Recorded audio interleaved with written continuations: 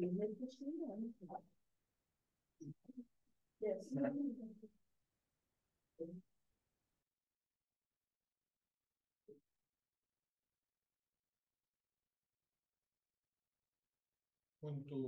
boa tarde a todas e a todos. Sejam bem-vindos a esta primeira conferência do quarto ciclo do nosso seminário permanente anual do Centro de História da Sociedade e da Cultura. Tem esse ciclo, Os Mundos da História, Novas Perspectivas e Debates. É uma iniciativa que começamos a dinamizar aqui no Centro há 4 anos. Projeto que tem sido promovido por mim, pela doutora Maria Antónia Lopes, pelo Jaime Gouveia e pela Maria Amélia Álvaro Campos. E a ideia é, sobretudo, trazer aqui a Coimbra, ao nosso centro de investigação, aos nossos investigadores, aos nossos estudantes, muitos de mestrado, de doutoramento,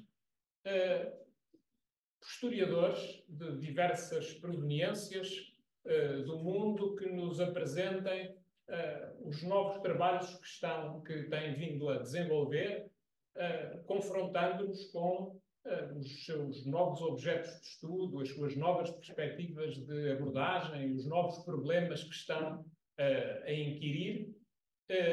Procuramos sempre trazer pessoas com grande reputação internacional, e creio que este seminário, que, como vos disse a abrir, vai na sua 4ª edição, se começa a institucionalizar e a ganhar um lugar relevante, creio eu, quer aqui em Portugal, quer, enfim, externamente, uma vez que estas conferências, apesar de, no momento, não estarem a ser difundidas por via remota, elas, ou boa parte delas, estão depois disponíveis no nosso site e podem ser acedidas de qualquer canto do mundo.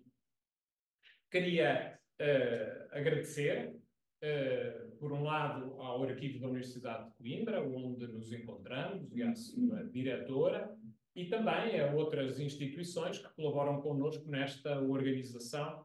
Por um lado, a Faculdade de Letras, na pessoa do seu diretor, o Dr. Albano Figueiredo, e o Departamento de História, Estudos Europeus, Arqueologia e Artes, que nos dá sempre todo o apoio. Por isso eu quero agradecer também ao seu diretor, o Dr. Pedro Carvalho. E hoje temos a honra, o privilégio, enfim, o imenso gosto de ter connosco o Dr. Fernando Catroga.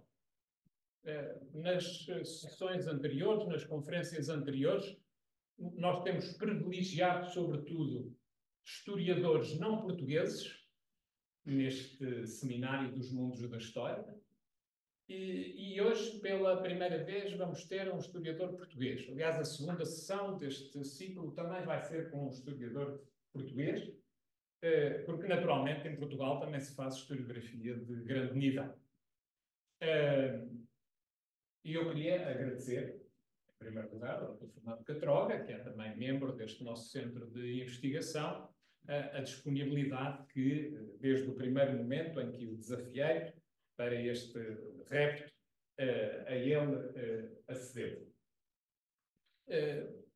Cumpre-me fazer uma breve apresentação do nosso conferencista, como é habitual nestas circunstâncias, e devo dizer que, por paradoxal que isso possa parecer, esta é uma tarefa, por um lado, super fácil e, ao mesmo tempo, extremamente difícil. É super fácil porque praticamente todos os presentes conhecem o Dr. Fernando Catroga, e bastar-me a dizer que foi um dos maiores, um dos maiores e mais importantes historiadores da sua geração para fazer a sua apresentação. E estava o caso resolvido. Super difícil, porque não é fácil nos 4 ou 5 minutos que eu vou ter aqui nesta arenga, apresentar a obra absolutamente colossal, gigantesca e com outras características e adjetivações que adiante apresentarei do Dr. Fernando Catroga. O Dr. Fernando Catroga doutorou-se aqui na Universidade de Coimbra em 1988, portanto há cerca de 3 décadas e meia, e exerceu nesta universidade, enfim, todo o seu magistério docente até ao momento em que se jubilou, aqui há poucos anos, e atualmente desde o ano passado, enfim, uma iniciativa recente da reitoria da Universidade de Coimbra, atualmente é professor emérito da Universidade de Coimbra. Foi investigador deste centro praticamente durante toda a sua vida académica, quase desde o início da sua criação, e tem tido também um imenso reconhecimento externo, enfim, nomeadamente com a atribuição de um grau de doutor honoris causa pela Universidade Católica de Rio Grande do Sul. A sua obra é de uma vastidão impressionante, cobre um amplíssimo território com objetos tão variados como as questões da história da cultura, que destaco, por exemplo, os magníficos vários estudos que tem sobre a figura de Antero de Quental, os processos de secularização e de laicização, as questões do republicanismo em Portugal, as suas reflexões sobre memória, história, historiografia, as diversas divagações pelos territórios da teoria da história, de que foi durante, enfim, poucas décadas, docente aqui na Universidade de Coimbra. É, portanto, um território amplíssimo e com uma produção, como disse, impressionante, centenas de títulos.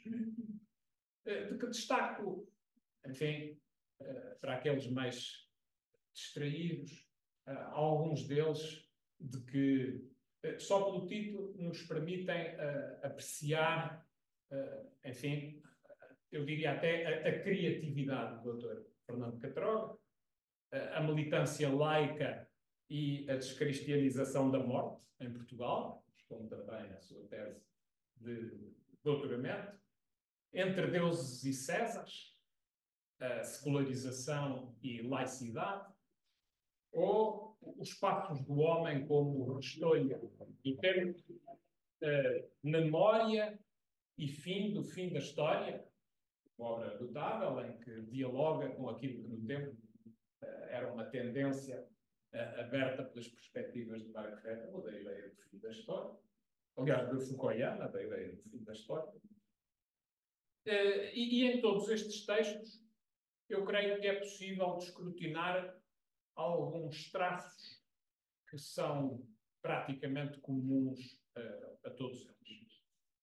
Por um lado, a ideia da densidade das abordagens com que o Dr. Fernando Catroga sempre nos brinda, a originalidade da maior parte das suas abordagens, a sua impressionante erudição, que é outra das marcas dos teus trabalhos, do meu ponto de vista, a sua constante atenção à novidade e às novas tendências historiográficas, enfim, porventura, porque trabalhou sempre muito também com as questões da historiografia e da teoria da história, esse olhar perante o novo nunca o abandonou. Recordo-me, desculpem este testemunho pessoal, quando regressei de Florença, nos anos 90, e me entusiasmava muito por uma corrente que estava a aparecer, a microhistória, E como o Dr. Fernando Catroga, desde logo, me convidou para eu ir às aulas dele de Teoria da História, apresentar aquilo que eu pouco sabia sobre isso, e mantém isto até aos nossos dias. Há 3 ou 4 anos, publicou na História Global de Portugal um capítulo que mostra como está absolutamente a par de todas as tendências atuais da historiografia, o local e o global na independência do Brasil. É ainda uma obra onde nós, normalmente, em todos os seus textos, percebemos o grande interesse que ele sempre mostra, interesse e capacidade, por abordagens na longa duração. O tempo longo está praticamente sempre presente nos seus textos e a atenção às múltiplas temporalidades. A percepção da sobreposição de tempos que permanecem, de tempos que se entrecruzam, e o Dr. Fernando Catroga tem, de facto, uma enorme perspicácia para atender a isso. E depois, enfim, para terminar, temos aqui ouvir o Dr. Fernando Catroga, um outro vetor que naturalmente cruza tudo isto e que está talvez no centro nevrálgico dos seus interesses praticamente desde sempre, a história das ideias. No fundo, o que o Dr. Fernando Catroga tem feito ao longo da vida é, sobretudo, história das ideias, a partir de uma escola que aqui foi nascendo em Coimbra, de um mestre que ele também teve, o Dr. Silva Dias, e que teve em Fernando Catroga, sem dúvida, um dos mais exemplares cultores, não apenas na historiografia portuguesa, mas na historiografia internacional em geral. O trabalho que também desenvolveu neste plano, enquanto diretor da revista de História das Ideias, num tempo, sobretudo, em que ela teve, de facto, uma enorme projeção internacional, é também um sintoma disso que vos acabo de dizer. O Dr. Fernando Catroga, enfim, naquilo que escreve e naquilo que diz, mostra sempre um pensamento fulgurante, cativante, profundamente inspirador, e eu estou certo que hoje, ao falar do caso do eurocentrismo, estes breves traços que aqui tracei da sua obra também ficarão marcados na sua intervenção. Então, Catroga, muito obrigado. E a palavra é sua.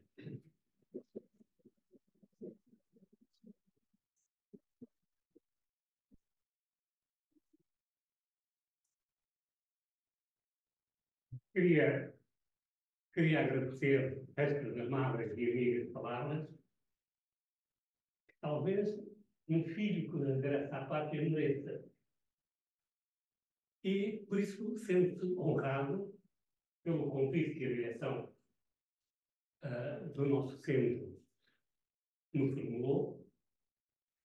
É com alegria que vejo aqui uma pleia de, por um lado, colegas, velhos amigos, de muitos e já longos caminhos,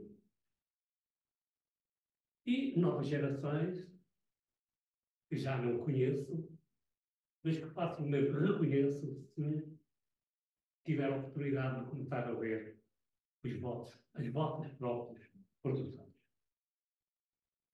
Eu estou assim um pouco perplexo, porque sofri um fenómeno que me deixou um bocado intrigado. É que, no último mês, me convenceu que estava a perder a voz.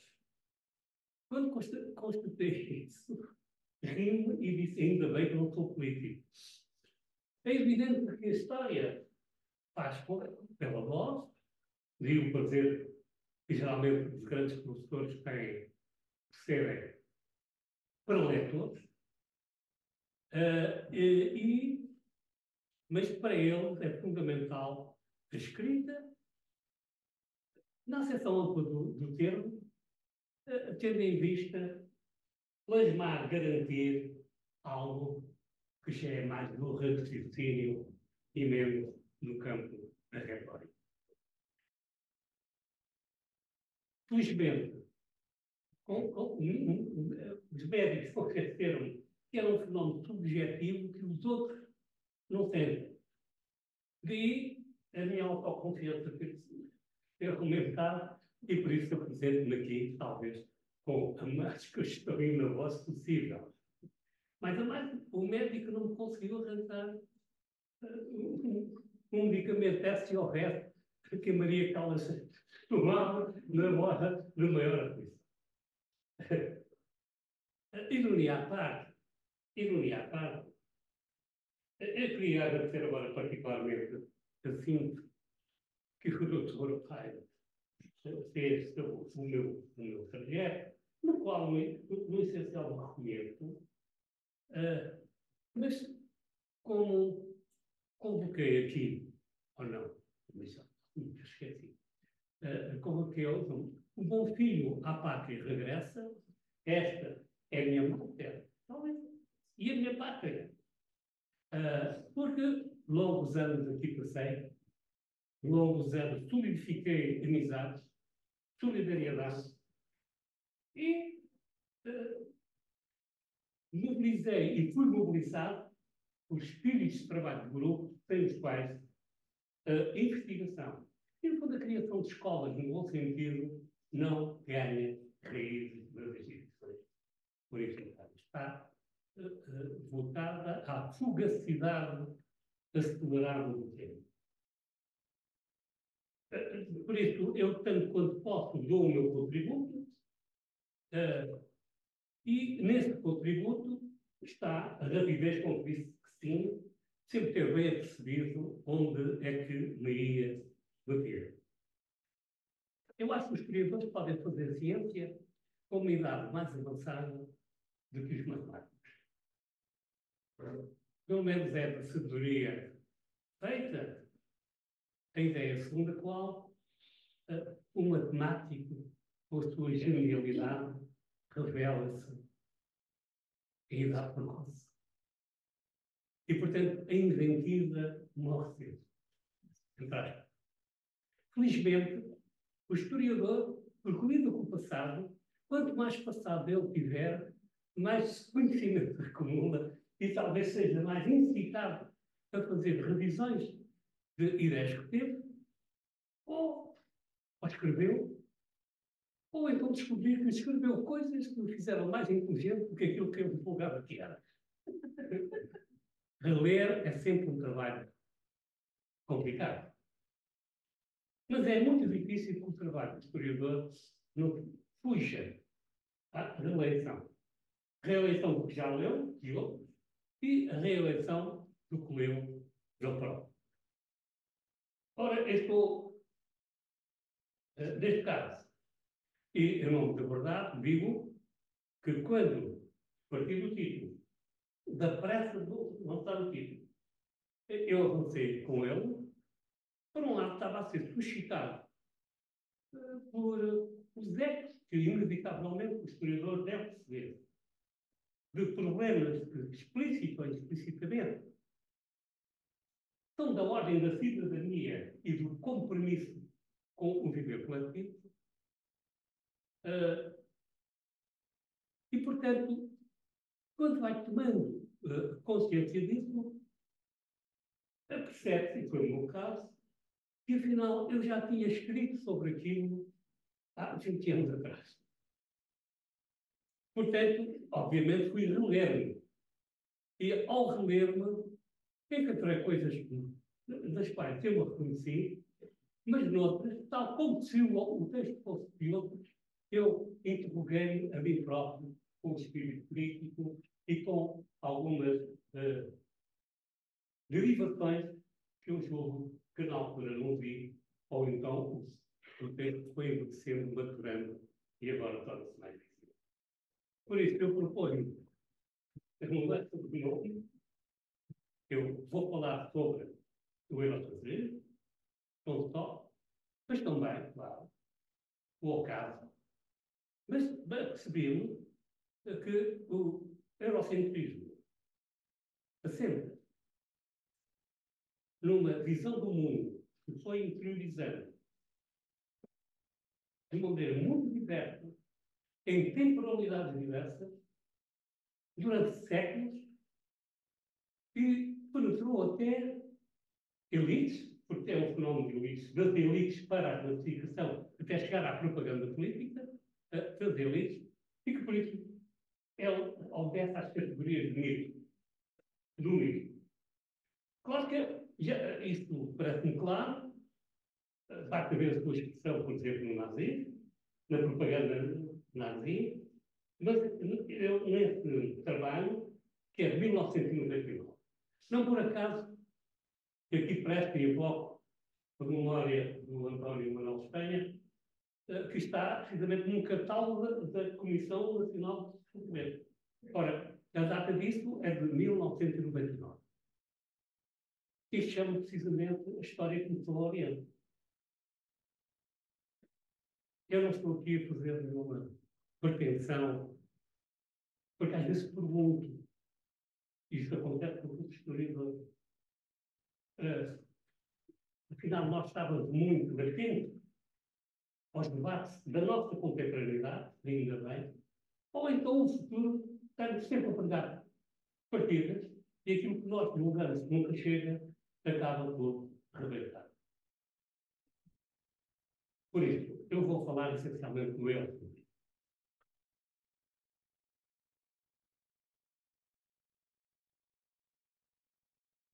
Eu, como mito histórico-cultural. Como sabem, faz parte do ABC, estou a ensinar a vir para os meus alunos o que é o mito, que tipo de narrativa é o mito, e, sobretudo, os dois momentos que toda a narrativa do grande mito privilegia: a origem e o fim.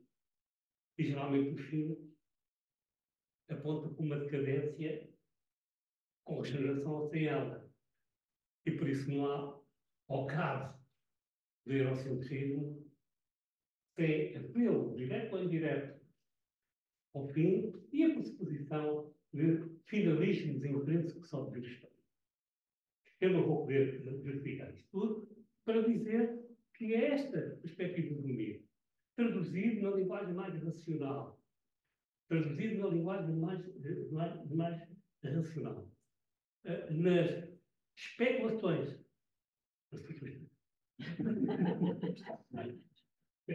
nas especulações acerca do sentido da história, ou do fim, ou do cosmos mesmo, ou do cosmos, seu primeiro protótipo da narrativa mística, para compreender as características essenciais do eurocentrismo. Ora, eu não me reforço, tem também aqui no de páginas, estão diálogos com várias temáticas. Quando é que a Europa, quando é que uma posição europeia se assumiu como eurocêntrica? Quando a visão do mundo ficou centripetamente configurada por uma centralidade que, em vez de fomentar a circularidade ou a relação, vai fomentar a hierarquia e pressupor a ideia de vanguarda. Para mim, o mito do eurocentrismo assenta numa pressuposição que, obviamente, está socialmente condicionada, porque ela vai acontecer em certas zonas da Europa com um desenvolvimento económico e, sobretudo, também militar e de poder e depois de expansão, nomeadamente ultramarina, que a vai julgar centro do mundo. Que tem uma vocação a desempenhar. Tem, como hoje nos Estados Unidos, um destino manifesto a desempenhar. Ainda, portanto, tem um ponto central, vou tirar os óculos também, e nodal de conferição do sentido do tempo histórico. organizado como História Universal. Esta visão da Europa, já havia outras anteriores, nomeadamente da nossa Idade Média, não tinha uma visão de uma história universal em que o universal se vai consolidar e pressupor entidades concorrentes, nomeadamente a humanidade.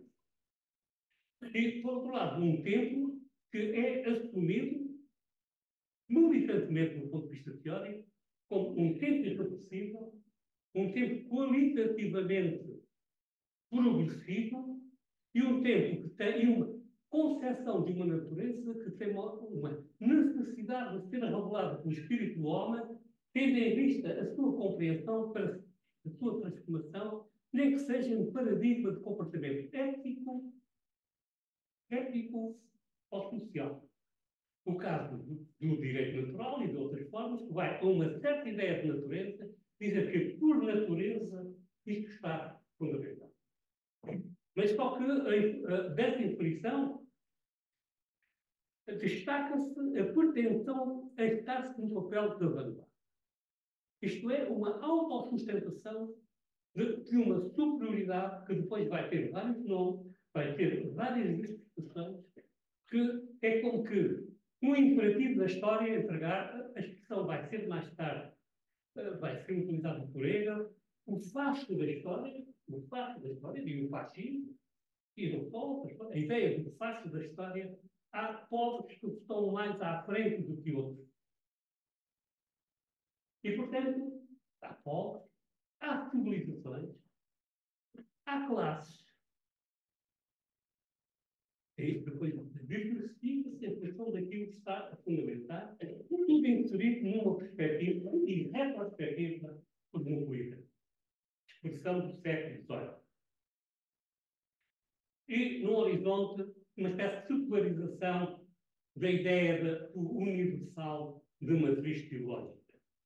Daí a recepção que foi feita, por exemplo, ao Bossuet, num determinado momento, no seu discurso de história universal de 1600. Mas talvez, destes itens que eu citei, falar em civilização, não só porque foi estudado por Michel Ferro, mas também porque é ilustrativo deste processo que vai surgir, já percebeu, num contexto que é acompanhado pelos vários inimigos. E, portanto, com a intenção de transformar de um modo prioritário as mentes para civilizar. Na Europa, deste período, civilizar vai incorporar um eco evidente do impacto do descobrimento, da interiorização da ideia qualitativa do tempo e da capacidade que certos grupos têm de se impor como como normas que depois vão ser, desde a vida cotidiana, a formas outras, mais elaboradas, de serem pontos de referência, dizer estou mais à frente do que aquilo. Aquilo está a trabalhar. Bem, isto chegou a um ponto tal que ainda nos finais do século XVIII, e depois ainda no século XIX, incluindo aqui em Portugal, figuras como Oliveira Martins e outros, se discutia, por exemplo, se a China era uma sociedade histórica ou não. Porque a questão é histórica, porque quem a escrita não funcionava, então era aquilo que são as sociedades estagnadas, as que já puderam até ter desempenhado um papel da vanguarda, mas tinham já entregue a sua faixa a outra vanguarda e assim sucessivamente, na renovação permanente de algo que esta modernidade pressupôs, a ideia de progresso inferido. Não o progresso finito, nem o progresso explicitamente cíclico. E, portanto, aquilo que podemos chamar povos da natureza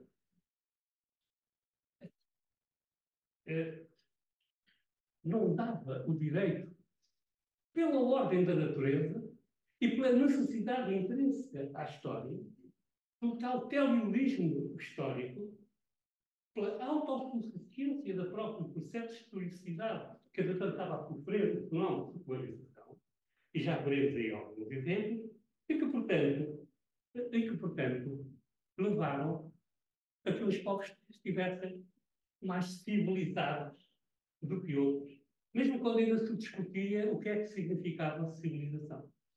O que é que se referia? Para o seu Ferro, o conceito de civilização como comunidade cultural é só uma construção dos princípios técnicos e da criação de uma mentalidade etnológica que aqui aparece. Porque civilizar era do ramo do direito. Algo que foi civilizado passou para o direito civil e era do direito criminal. Agora, quando se começa a falar em civilização, é um conceito de aceleração da história, de possibilidade de transformar. Transformar de acordo com que ideias. As ideias, obviamente, compartilhadas daqueles que acham que, de facto, o seu estatuto tem mais civilidade, também nessa acessão, do que o estatuto de hoje. Ora, isto, de facto, leva-nos a chamar à colação um conceito de tempo que a modernidade tornou mais patente. E que hoje a teoria da história, graças a estudos da década de 50 e 60, a escola de Potelec, que inauguraram a história conceptual. A evolução das palavras, quando elas se transformaram em conceito, e tem estudos fundamentais, particularmente sobre. Vocês estão a ouvir bem? Afinal, eu não tinha razão. E que se traduziu, que ele veio a traduzir para caracterizar bem a época moderna, no que diz respeito ao modo como essas transformações que estavam a existir, estavam a transformar aquilo que nós podemos chamar a experiência do tempo, que é a experiência histórica, mas mais qualquer coisa.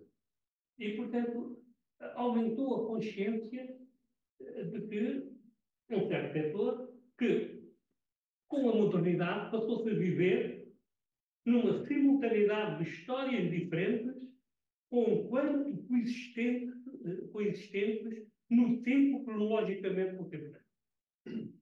Nós somos todos contemporâneos uns dos outros. Os irmãos gêmeos são mais ainda contemporâneos do que os que nasceram na filosofia e daquela. Isso é indiscutível. Mas se a leitura, se o ponto de partida, se o critério for, por exemplo, social, na comunidade grega, é óbvio que os que estão mais adiantados, em relação ao outro, sobretudo quando o ponto de referência era o modelo de sociedade que ia a engenharia, a sociedade científica ou técnica que vai ali nascer. E, portanto, este percurso tinha que ser universal, já ensinou a história. A palavra, a história do ponto de vista cosmopolita é certo. O cosmopolitismo é certo. A teoria da história da humanidade é de Herder. Ainda bem que fala em Kant e Herder, porque, no fundo, eles sintetizam, vêm demonstrar uma coisa. Para mim é errado falar-se o iluminismo, não há iluminismo. Há iluminismo e há coexistência. No seu interior, dizer que um científico técnico XIX era esquecer que o iluminismo alemão, por exemplo, e o inglês era do pior completamente, pelo ponto de vista filosófico, traduzir mesmo. E, portanto, aumentaram debates teóricos em relação não só à questão das vanguardas, o século XIX vai estar cheio disso, depois vai se marxizar essa ideia de vanguarda. A visão sociológica vai se impondo, mas o problema é como é que esta propensão para a universalidade e para um modelo de cima para baixo, que só por supor a vanguarda, tinha que pressupor aquilo que eu vou chamar uma epistemologia que é particularmente visível quando estudamos a questão dos critérios que foram convocados para justificar estar mais à frente em relação a outro, que é a necessidade de hierarquizar. Mas para se hierarquizar é necessário classificar. E aumenta uma atitude epistemológica que o Ocidente desenvolveu de tipo taxonómico. Pensar, só há conhecimento geral, Aristóteles. Pensar é classificar. Classificar é prisionar. Aquilo que liberta, simultaneamente, subsumia, consumia. E neste caso, como a história é vista como uma máquina que vai dobrando os seus próprios filhos, isso é particularmente visível no momento da aceleração, sobretudo nas revoluções. As revoluções tendem a comer os seus próprios filhos, porque não só a ideia da aceleração do tempo que cresceu. Não vamos dizer. É a aceleração da aceleração do tempo que ainda vai crescer muito mais no século XIX. E, portanto, e o concreto? O velho debate entre nominalistas e realistas, já da Idade Média, ele vai se mantendo. E a verdade é que aqui há uma sobrevivência do pensamento substantivo, à maneira mais aristotélica, substantiva, do que propriamente platonista. Não consegue dizer. E continua em aberto a grande visão. Então, qual é a relação, no fundo, entre o todo, a totalidade, a ideia de totalidade vai ganhando relevância, o todo e a parte? E quais são as razões que justificam que a parte possa fugir a esta buraca e fomentar-se aquilo que se chama uma dialética correlacional e de alteridade, como já no nosso tempo as questões têm sido postas. Nós vemos a reação romântica, as várias reações românticas, a reivindicação do eu, mas também o eu que talvez tenha imperado seja mais um do Kant do que o do Herder. O Herder olhou para o seu eu e viu em cada aglomerado, em cada coletividade, uma alma e um povo, um vox. É o grande teorizador da ideia de que o tempo se manifesta como espírito e manifesta-se de uma maneira mais otimista e correlacionado de uma maneira monológica. E foi o contributo dele, mas vai ser depois o livro, ao enfatizar o fator étnico, vai ser aproveitado pelo nazismo, mas ele não teve culpa nenhuma, e hoje fica como um autor chamado de referência àqueles que põem grandes objeções à visão totalitária, pode não ser totalitarista, que depois se vai ver. Ora, esta epistemologia subjacente, e agora vou explorar um bocadinho mais, de facto, ela é agitada à luz daquilo que podemos chamar de sujeito moderno. São os critérios de que está a elevar este foco de parte da retrospectiva para depois voltar a fazer perspectivas. O futuro vai ser assim, que ao pressupor já uma visão imanente da história, pressupõe um tempo infinito, sem dúvida, e pressupõe a crença de que a razão do homem consegue explicar a racionalidade que está subjacente, quer à natureza, quer à história. Por isso, a história é explicável, mas ela é explicável de que maneira?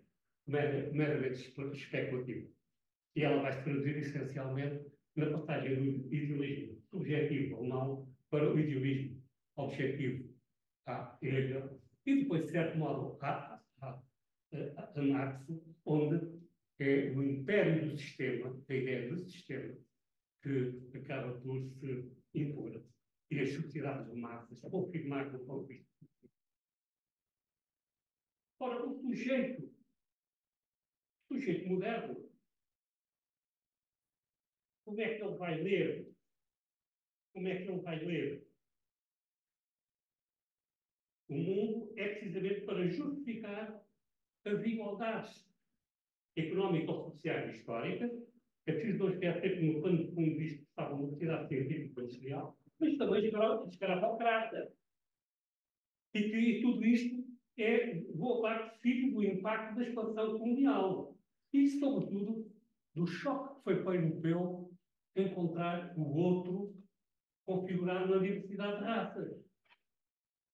Não é que contactos não existissem, mas havia com a colonização e, sobretudo, sim, com a colonização, a questão, e com a questão da construção do poder colonial.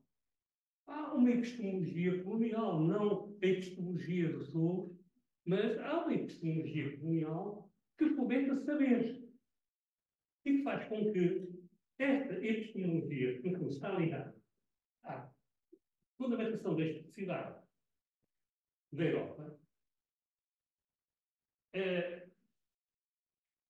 resulta desse, eu diria assim, frente a frente. Mas quando se dá com esta necessidade de classificar, está as telas taxonomias clássicas, ou hoje diríamos étnicas, porque nem todas elas eram racistas ainda, no sentido assumido, e que, se por um lado se retomava para algum quase atávica, com relação estrutural, inerente à própria, o ser humano, o seu confronto com o outro, o eu e o outro,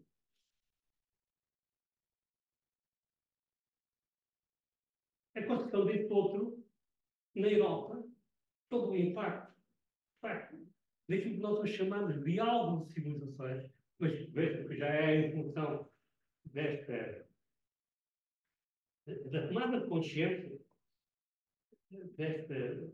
desta construção, e de autoridade, para mim, social, de falar nisto, é mostrar como é que as coisas estão construídas, estão bem. A construção do outro na Europa, através de sinais externos da cor da pele, as práticas religiosas, a cultura, com os próprios linguisticamente estranhos, o deficiente conhecimento da língua do país. Portanto, é deste modo como o europeu vê o outro. Portanto, ele não está tão empenhado em ver no outro aquilo que fica como um outro igual. Igual não, com os mesmos direitos que eu tenho. Isto é, veio à luz do facto que esta visão racionalizada, secularizada, universalizada, taxonómica, e de um saber, uma episteme que resulta da episteme das ciências modernas. Saber para poder, poder para poder. E este poder foi um aforismo do Francis Bacon, precisamente o saber devia ter poder. Ora, como também aqui veremos, assim espero, este saber foi imediato, nasceu, em alguns casos, daquilo que podemos chamar os estudos colonialistas, criados sobretudo pelos ingleses, mas também pelos alemães, de estudos orientais. Particularmente a língua, porque a língua é fundamental para a comunicação, sem dúvida, mas também para o domínio. Pode estar os ingleses da Índia, de Bengala, os ingleses da Índia, é o dialeto indianos que davam, precisamente, as constituições em que era assim que era dito. E a raça propriamente dita. Bem, é em nome de outra matriz filosófica, mas tudo relacionado. É da matriz das ciências ligadas já à tradição empírica, sobretudo de origem anglo-saxónica, ou filológicas da Alemanha, que vão lançar ideias indiscutivelmente ao serviço do colonizador, tendo acumulado poder para aumentar o seu poder no processo de colonização. E isso leva a valorizar que novos credibilizadores de opções várias, que podem não foram planificadas, muitas delas resultaram do trabalho que era útil, até pelo conhecimento, não era propriamente encomendas diretas que surgiam, e é daqui que vai nascer as teses acerca das tipologias, desde a caucasiana, século XVII, outras que biólogos, essencialmente biólogos, já das ciências da natureza, lançaram, que obras que deram muita polémica e que nós temos hoje efeitos ainda, nomeadamente aqui em Coimbra, no Instituto de Antropologia, que mostra o valor e o peso e a relevância, ainda nos finais do século XIX, era dado a essas virtudes. Esta antropologia física que teve sua época e as suas degenerescências, porque de facto é certo que foi um contributo para o conhecimento, pelo menos para o debate, para a tal classificação. Discutir-se o que é que diferencia os vários grupos e os subgrupos, mas a verdade é o modo como começa a ser apresentado. Até esteticamente. Essa biotipologia não deixava de revelar projetado adjetivações onde nós podemos ler os preconceitos desse sujeito moderno ali, que ali deixou. Segundo os entendidos nesta matéria, o biólogo francês Bernier, em 1684, propôs uma divisão de espécies, 3 espécies. A mais importante era a raça da Europa, a que chamou espécie particular, comparada com a raça negra. Bem, e depois vai-se colocar o problema de onde é que vem esta diferenciação étnica. Bem, esta diferenciação tem sua primeira teoria mais forte, que fez época, que é a célula influência do meio, com Montesquieu e os seus seguidores, a relevar o papel do meio, que depois vai ser incorporado pelo Linneu, o Celso Linneu, na divisão da espécie humana em europeus albenses, americanos pardos, asiáticos fuscos, africanos negros, colocando aqui, isto é que eu queria sublinhar, uma origem comum em todos esses campos. Isto é, o preconceito religioso ainda perdurava aqui. Isto é, a visão adâmica ainda está aqui presente. Mas, simultaneamente, estava nas vésperas de rebentar a polémica entre monogamia e poliginia. O Linneu tinha dúvidas, mas o Buffon e o Blumenbach, que era o antropólogo alemão, tentou conciliar. A diversidade de raças não contraria a unidade da espécie. Claro que a controvérsia vai se prolongando. Há quem propôs a criação de uma espécie de poligenia original, isto é, antes do pecado, mas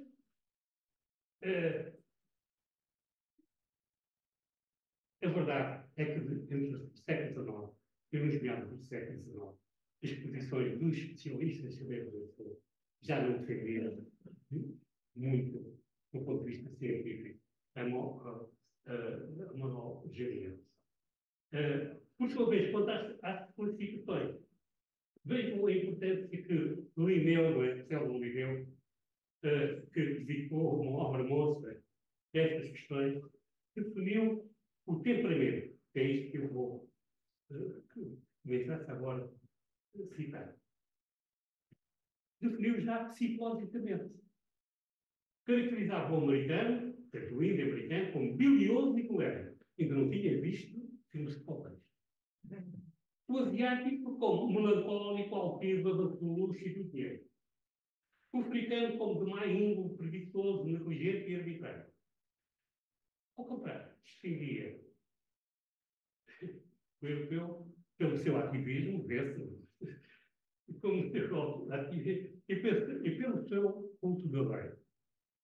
Por sua vez, o Buffon era mais bonito para o europeu, fica considerado o mais belo, o mais branco, o melhor plasmado de toda a terra. E, portanto, vê-se como é que o esforço, por um lado, é do âmbito da ciência tida com mais objetiva, com mais evidência. Por outro lado,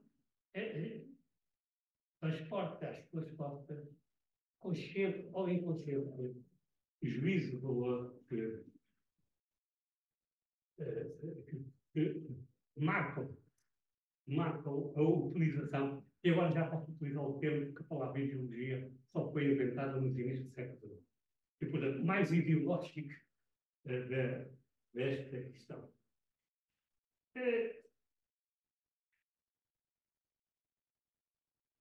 Há aqui outras. Eu sou o segundo impacto. Chama assim, cientista sobre a especificidade do europeu, remete já para aquilo com que eu comecei. A busca das origens. Portanto, há uma narrativa de várias confluências, de origens que não podem ser reduzidas a uma central programadora, não é nada disso que está em causa. Trata-se da coincidência objetiva de elites e grupos que vão fazendo opinião, num certo momento, face a essas informações que estavam a ocorrer no âmbito económico, social, humanitário. Portanto, o segundo momento, a segunda característica tem a ver com o impacto do sânscrito. Como sabem, o sânscrito é uma língua pré-histórica, pois sabe, cuja origem é indiana. Nos finais do século XVII, um investigador inglês, William Jones, convenceu-se de algo que já tinha revido aqui e ali, existia, que é uma filiação direta, muitas vezes direta, muitas vezes indireta, entre as línguas faladas na Europa e uma língua que estava morta, cujo não estava decifrada, chamada sânscrito, e que terá sido inventada pelos árias. Árias, os arianos. Ariano, em sânscrito, depois de ter descoberto a leitura, significava aristocrata. Isto levantou grandes polémicas, nomeadamente acerca da ligação a outras línguas da Ásia, e a um debate que na sua fase inicial não tinha nada de racista, nem sequer tinha alguma coisa a ver com a conexão entre linguagem ou filologia comparada, no fundo, é o que foi aqui feito, linguagem e racismo. Mas a verdade é que ainda sem provas definitivas e numa teoria que era controversa,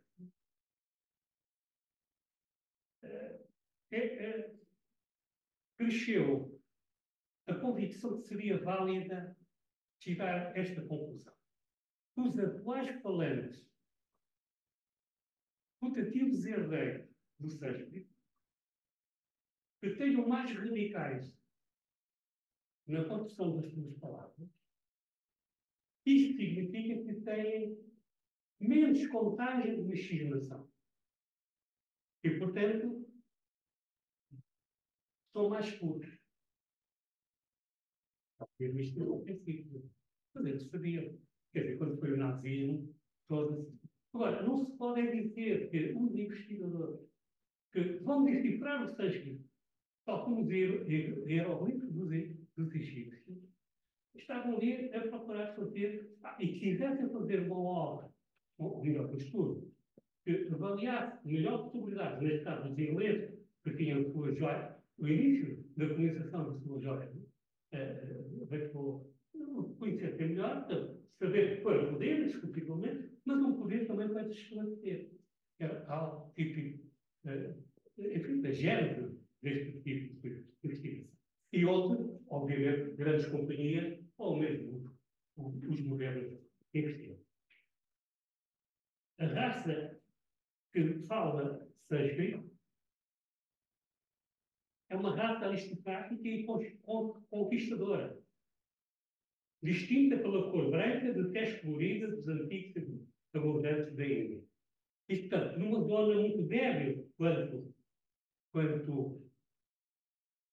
à especificação desta tese, mas a verdade é que o sânscrito e o proponente pois é consensualmente reconhecido como o grande obreiro da ressuscitação dessa língua. Isto podemos chamar chamou-se indocentrismo. Ou melhor, podemos chamar indocentrismo. Ou talvez melhor, indo-germanocentrismo. Porque os intelectuais alemães, particularmente um grupo romântico ligado aos irmãos Schlesinger e outros, vão, de facto, fazer a ligação que entre os povos atuais da Europa, isto, nos anos 30,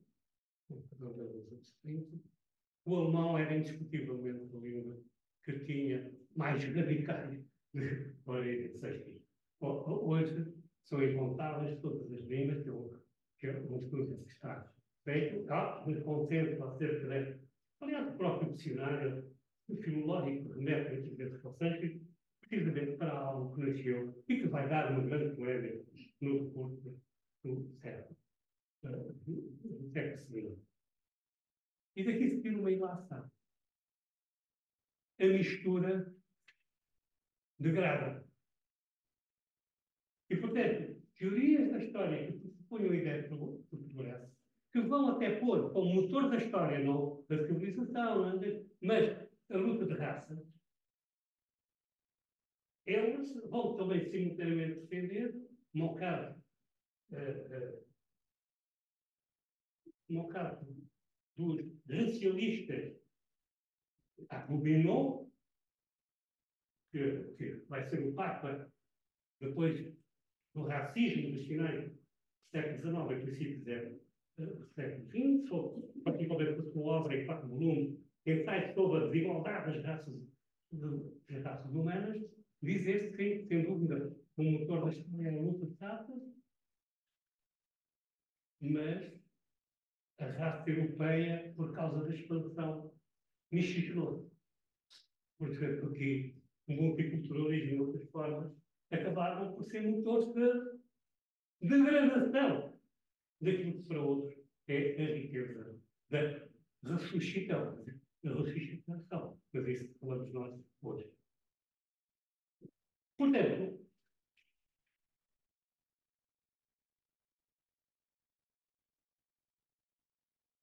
concluindo, respondem estes 2 exemplos, mas a filosofia da história fala-se mais visível por aquilo que eu agora queria relatar.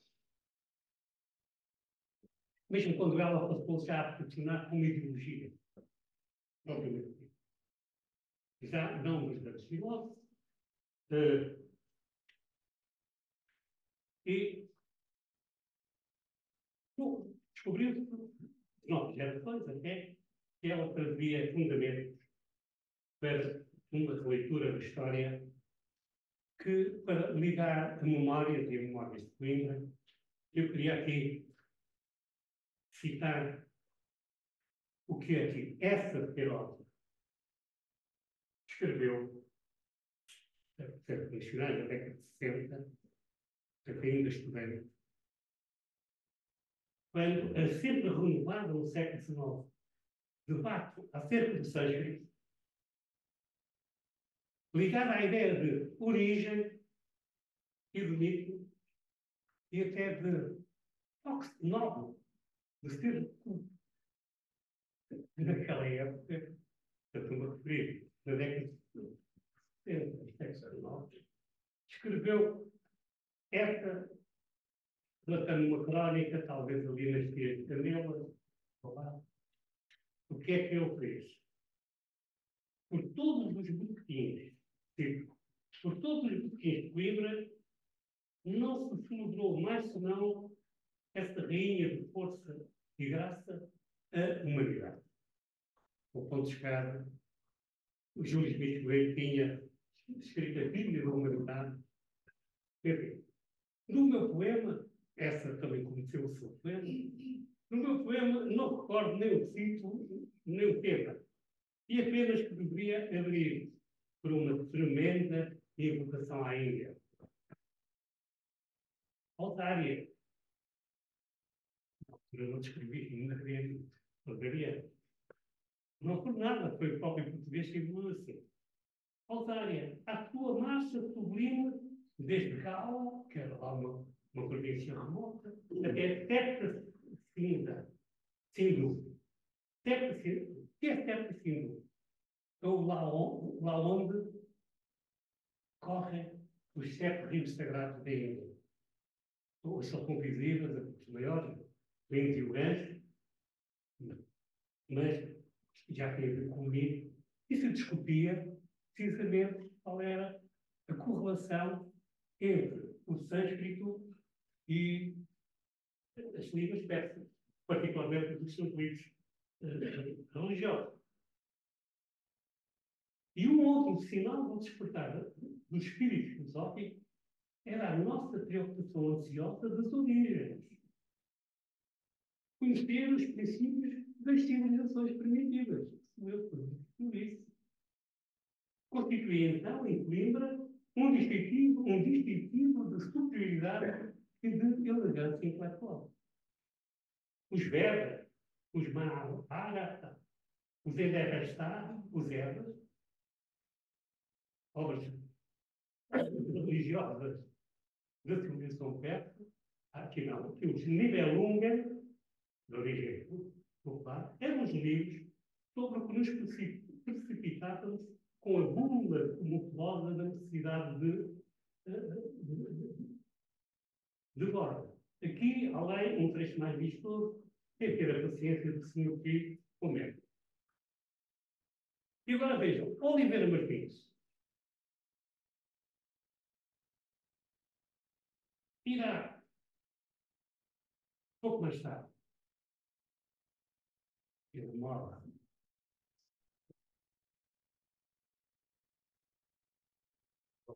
no início do século disse: se o Atlântico já era para os europeus aquilo que o Mediterrâneo havia sido para os romanos, a propósito da globalização, nada impedia prever que no futuro um marco de excelência civilizado será outra vez um das Índias. E se isso vier a acontecer, então, dado o imenso giro da Terra, isto é, a ocidentalização da Terra, tudo era Ocidente e tudo era Oriente, porque isso, se isso vier a acontecer, então, dado o imenso giro da Terra, a civilização voltará para os arianos, às paragens de onde eles, ao que se supõe originariamente partiram. Portanto, a história da humanidade é a história da descarnação do dragão, em busca do reino universal, do espírito universal. Por outro lado, as teorias da evolução, com maior nuance, as ideologias transformaram-nos em visão típica do caminho e do fim quando a história se seculariza, se magnetiza e se torna uma espécie de substância que espontaneamente se auto-renova e da qual a ação do homem pode ter alguma esfera de atuação.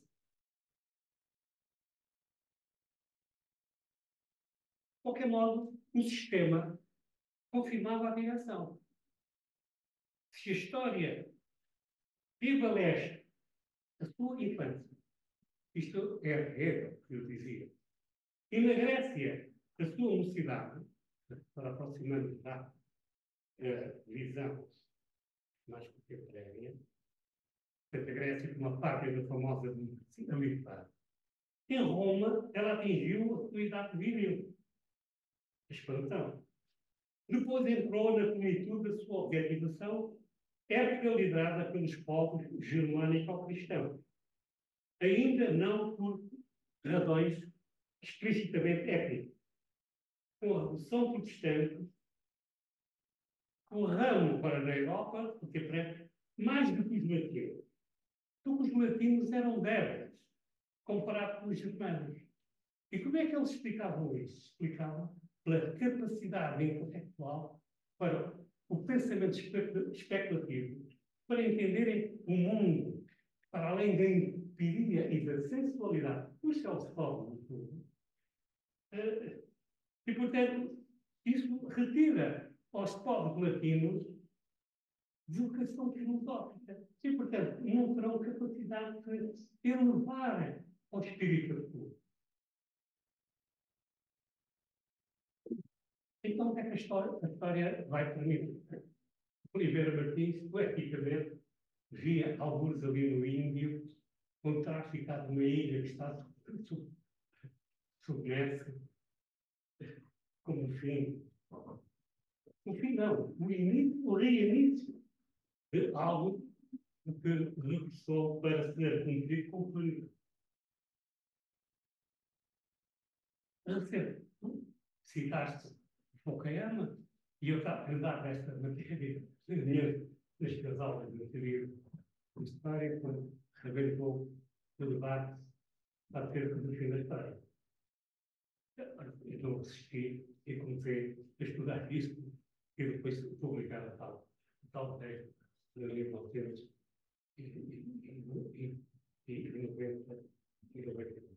Começava Fukuyama bebeu em erro, ou melhor, bebeu num tradutor francês de erro e cogeta.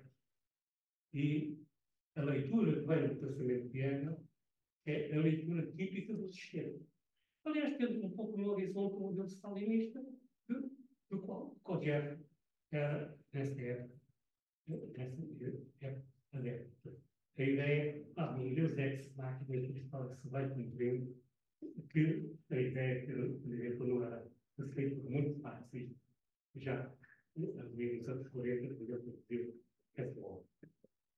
Mas aplicando o quê? Aplicando ao desenvolvimento da sociedade contemporânea, incluindo a vitória do termoliberalismo e do capitalismo em geral, com a sua vocação globalista, não é? E, no fundo, com a ideia de que a história não é um fim no sentido apocalíptico ou ontológico, mas é um fim no sentido da desnecessidade de aparecer de novo, porque conquistar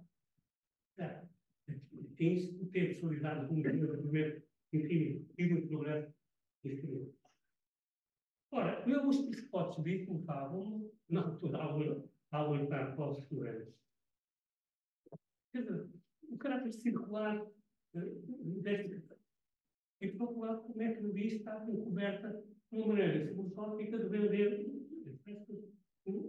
ideologia. E então, com um colega espanhol, não sei se outro, na época, avançados com esta ideia. Não, estou a ver uma questão. Nós não estamos numa época do fim da história. Nós estamos numa época do fim e do fim da história. Isto é, de decretar, que não faz sentido decretar que a história é. Nós é que não sabemos como é que ela vai. Essa é a outra questão. Obrigado.